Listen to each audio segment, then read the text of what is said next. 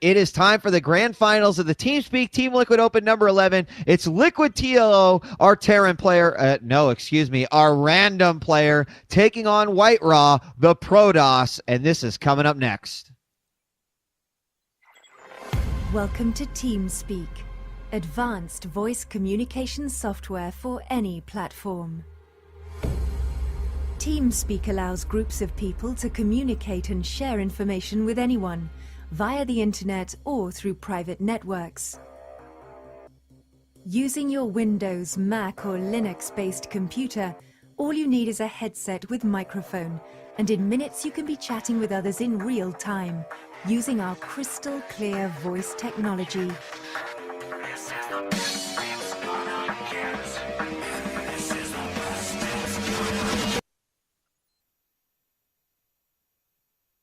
All right, it is time. Liquid TLO versus WhiteRa for the finals of the TeamSpeak Team Liquid Open number 11. It is game number 1. I'm DJ Wheat. Joining me is Wolf, and we have Liquid TLO spawning as the purple ProDOS.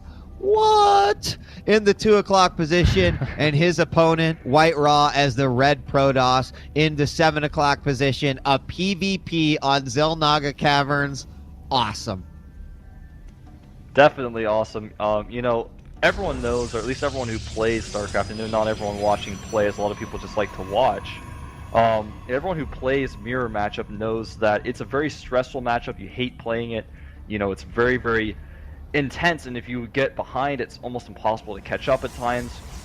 And PvP, in my opinion, a lot of people disagree, is one of the most unforgiving matchups where, like, if you get a pylon, or you don't put your probes on gas right away, or just one little thing like that can mean you lose the entire game. So you have to be very, very careful in this matchup. And you know, if your opponent 4-gates and you don't, you have to be incredibly careful, because otherwise you can just lose because you didn't 4-gate. And it's almost really the standard for both players to 4-gate. So we'll see what these two do. Yeah, of course. Right now, the advantage is kind of in TLO's favor. He knows he's ProDOS, and he knows his opponent is ProDOS, so he can kind of gear up for a build in that fashion. Assimilator's down for both players with the gateways on their way. WhiteRa is going to go ahead and be scouting here, and notice we have not seen a scout yet from TLO. He's going to drop down his first gateway, supporting pylon, and in comes WhiteRa to go, sweet. A mirror match, and there he is as he gets vision of what's going on. He sees Chrono Boost on the Nexus, getting those probes out as quickly as possible. TLO now going to send a probe out for scouting as the Cybernetics core goes down as well. And WhiteRa going to steal a gas, takes that assimilator, and that's kind of interesting. When you see that, it kind of restricts what your opponent can do, because he can just try to get that Zealot chronoed out, as we see, and get rid of that gas, which, since you do see that chrono on the Zealot, it really is a telling sign that TLO really wants to use that gas in whatever build he has planned, and it's going to slow it down, and it just really limits what your opponent can do. But on the same hand, it does cost you 75 mils, so it delays your own second gas, so it's kind of a gamble. But usually when players do that, it means that they either want to pressure into an expansion, or want to win a game straight up with some sort of sneaky tech. Yeah, and interesting here, WhiteRa is grabbing gas and then grabbing minerals and grabbing gas. Of course, it deducts from your overall amount, and if you go grab another one, it will get rid of what you just grabbed. And you know, 10, 20 gas, is it really going to make that much of a difference? No. But, well, who knows? But it is kind of funny to just see him really try to maximize his advantage here. TLO did bring out a second Zealot rather than like a Zealot Stalker from that first gateway to get rid of that Cybernetics core. He's now taken that gas, and he's just checking around his base to make sure nothing crazy is going on. Meanwhile, second gateway down for WhiteRa. Looks like he's about ready to put something else down. A quick Twilight Council.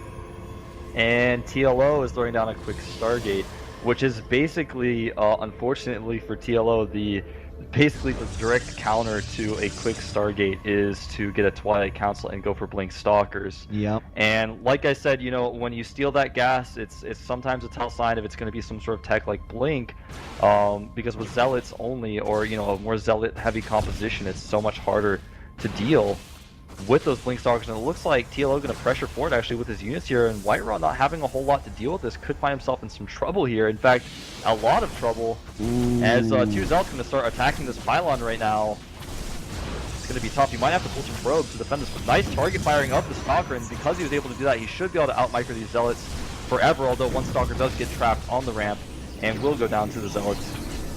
And another Stalker almost getting trapped, but basically TLO can't really do much else with these Zealots.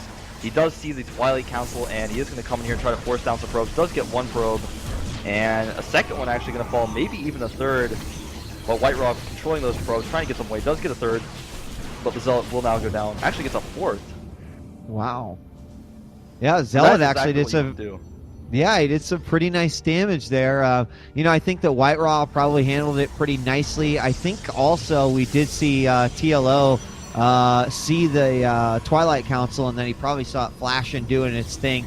See a chrono boost on it. Blink is almost done, and we have about 5 Stalkers moving out here. Now, what sort of army do we have? I really kind of like this, Wolf. We've got these Phoenixes here, which of course could immobilize these Blink Stalkers here, and that's exactly what's going to happen. Zealots are going to move forward, try to tank some of this damage. Phoenixes will come out, continue lifting. We will see Stalkers blinking backwards, but TLO handling this actually pretty nicely. Finally will have to move those Phoenixes out of the way. He's got a higher Stalker count. TLO manually having to micro those Stalkers back, and we do have the pylon out here for Duckload Raw. So will he be able to hold this off? Here are more lifts coming out there, and as long as those Phoenixes can stay alive, he might be able to minimize the damage here done by this rush.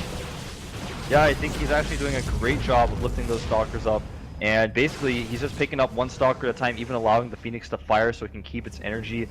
So just picking those one Stalkers up at a time, he knows he has like basically an advantage with his opponent having more Stalkers than he does. So he's going to be careful of this Blink right now. Going to try to force his way around the ramp. He has to be very careful. He's actually picking up the weakened Stalkers to make sure they can't blink back. So really nice control there by TLO. It's a very tense moment, but I think TLO will hold this.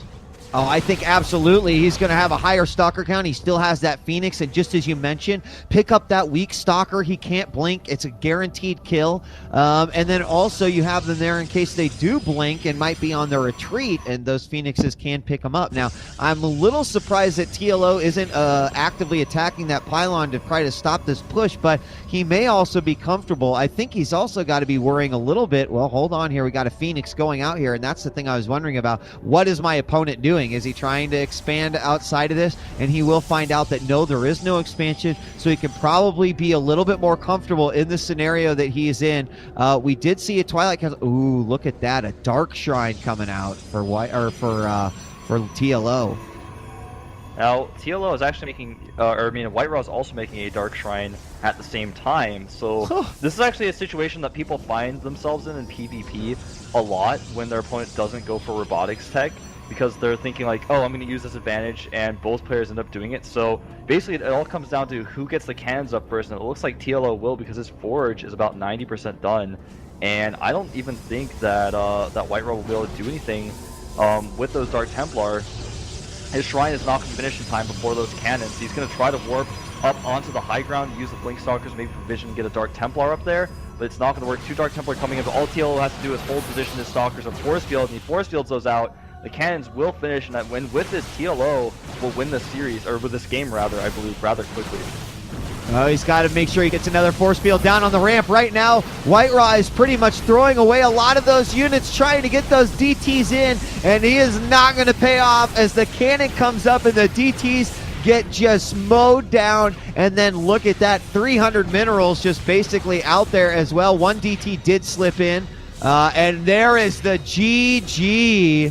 As TLO with some great Protoss defense there. You know, we had talked about the direct counter with the Stargate and the Blink Stalkers, but TLO, whether he realized it or not, showing us that Phoenixes can be used even better in a PvP situation too. I really loved the picking up of the Stalkers and maximizing his damage that way. That was awesome.